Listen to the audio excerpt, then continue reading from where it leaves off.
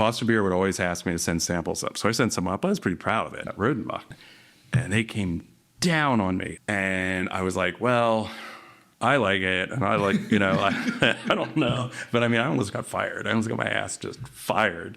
My buddy Tom Peters was the manager down the street at Copa 2, right, which is what he had before Monk's. I brought that beer down to Tom because Tom was pretty much, the person that I knew that knew the most about Belgian beer that I, probably stole, right? And he was like, this is delicious. I'm like, yeah, Boston, like those guys are going to fire me. They're so mad. Wow. And a year goes by and there used to be this thing where Michael Jackson would come out and do these tutored tastings. Michael Jackson tapped Tom and said like, hey, I want to do Belgian beers. And he goes, I think that's really cool. And, see Dogfish Head started doing some like stuff. And I was like, yeah, Tom, that sounds cool. He's like, yeah, well, I really want you to do that Brewhouse Tart again, that Rodenbach.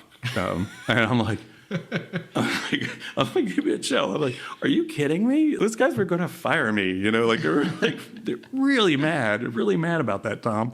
And he's like, it's pretty good. And I was like, but one of the things that my predecessor, Jim Pericles, had said to me when I was arguing that it made sense for me to make it and he was arguing it didn't, he was like, could you make the same beer again? And I said, I think I could. And he's like, well, that's why it's not brew. And I was like, okay, all right, fair. And then, so when Tom's like, can you make the same beer again? I'm like, yeah, I can fucking make that beer again. I'm fucking done to it. And I was like, my favorite beer ever made.